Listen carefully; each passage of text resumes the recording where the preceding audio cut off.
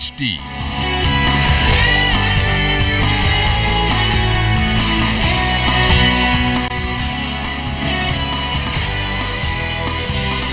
ZNS Network presents The Bahamas Tonight. This portion of the news brought to you by BTC Every Day.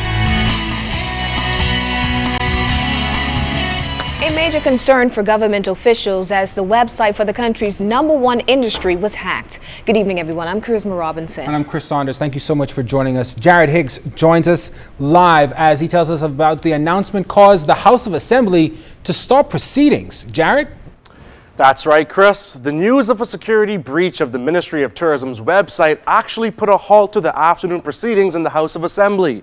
Prime Minister the Right Honourable Perry Christie made the announcement near the end of the House's morning session. I would wish to advise that we have been informed by the Minister of Tourism that the website of the Ministry of Tourism has been hacked, and it has enormous national security implications, and that it is a matter that the government, recognizing that it has happened elsewhere in the Caribbean with enormous national security implications, will in fact retire to discuss the matter, review it with respect to the implications to the reputation. The Prime Minister mentioned another Caribbean island. He may be referring to St. Vincent and the Grenadines. The country's official government website was hacked by a purported ISIS supporter almost 2 weeks ago. ISIS is a terrorist organization based heavily in Iraq and Syria. Visitors to the website were greeted by a message saying hacked by Moroccan Wolf Islamic State and a photo of a man firing a high-caliber machine gun from the back of a pickup truck. Prime Minister of St. Vincent and the Grenadines, Dr. Ralph Gonzalez, insisted that the country was not compromised and that emails were intact. However, just to give you an idea of how serious this breach may be, the St. Vincent and the Grenadines website was attacked on May 3rd and has been offline ever since. Now, the face of the Ministry of Tourism website, Bahamas.com, appeared to be unchanged.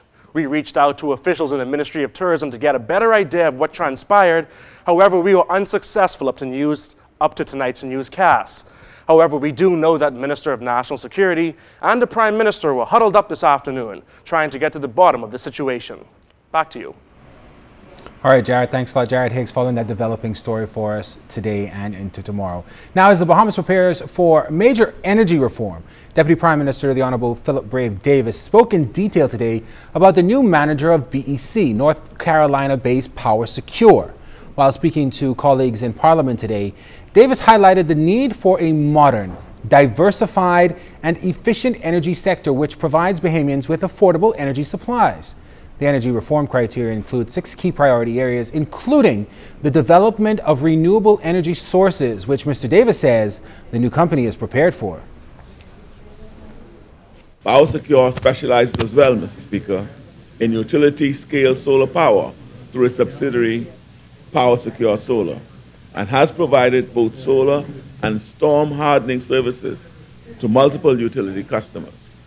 Of particular note, its efficient mobilization of resources for every named storm in the last 5 years. As recently as January this year, it mobilized utility support during the severe winter weather and snowstorms in the northern United States. Deputy Prime Minister Davis also laid out a timeline of the bidding process that started with 13 companies in August of 2013 and ended with negotiations on management contracts during November and December of 2014. And while Power Secure has been selected, there is still more to be done. We have now turned our attention to the next steps, which include the finalization of the management contract with Power Secure. At the same time, we are in the process of establishing a transition committee as per the agreement. This committee will consist of well-versed business and technical persons. The business plan will be a contractual document once approved by the board of the new BEC, and the quantum of the management fees will be tied to meeting the targets set out in this business plan.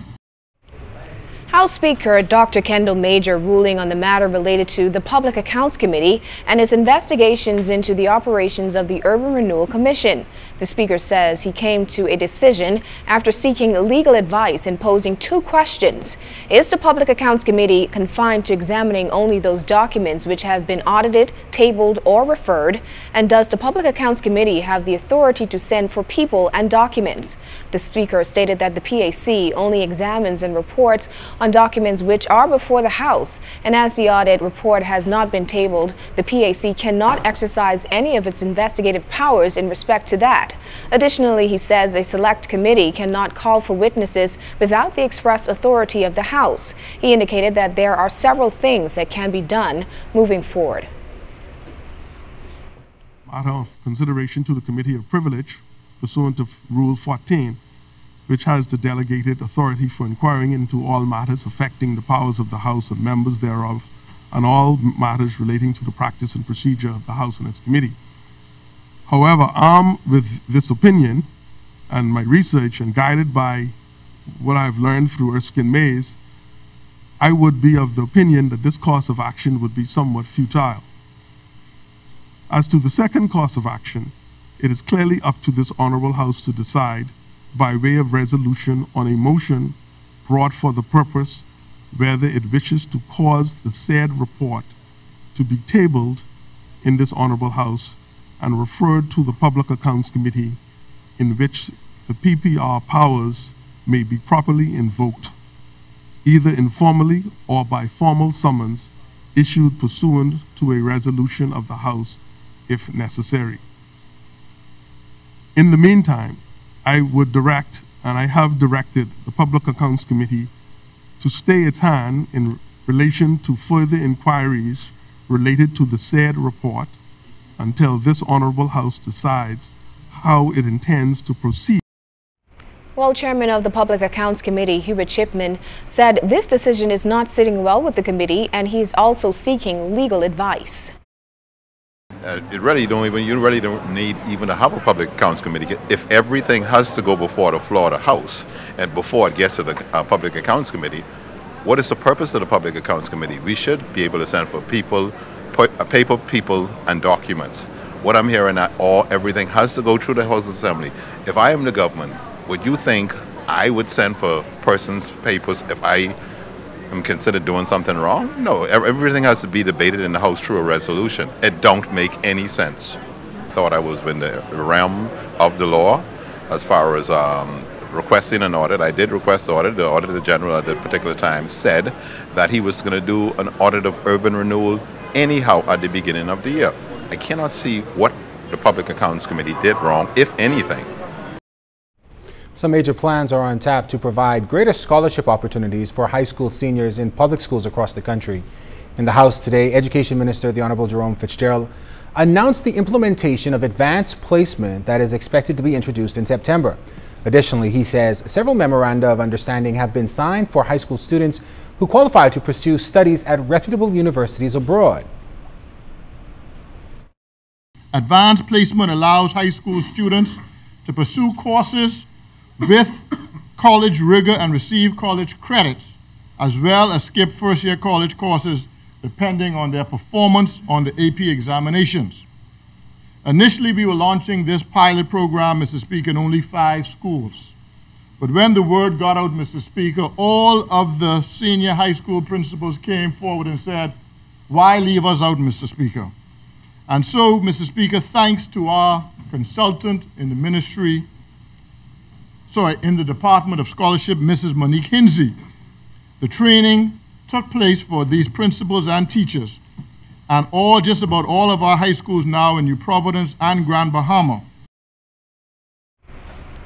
Executives of the Bahamas Communications and Public Officers Union holding another lunchtime demonstration a week shy of the last one it held. The union that represents employees of the Bahamas Telecommunications Company are again calling for the Prime Minister or cable and wireless heads to intervene in ongoing negotiations for a new industrial agreement. Jimmy Swain was at BTC's JFK headquarters this afternoon and tells us that employees are resolute in having their concerns addressed.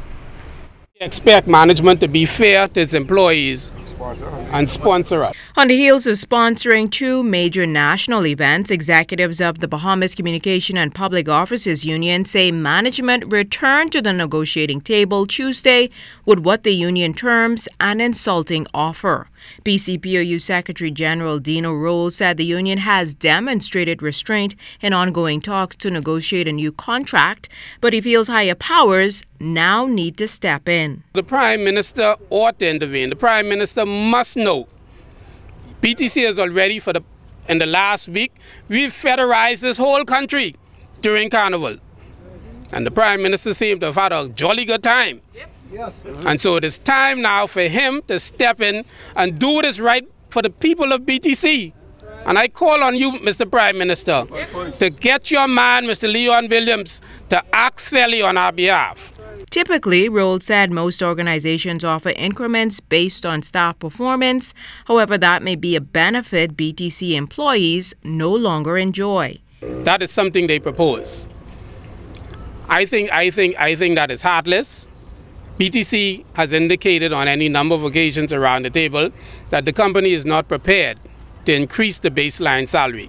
Roll labels the voluntary separation package exercise a failure because at this point, he says staff are still in the dark about who is leaving. However, he said if the company chooses to begin redundancies, the union just wants it to act in fairness. Come to the table and let us hammer out a sensible, reasonable separation package for them.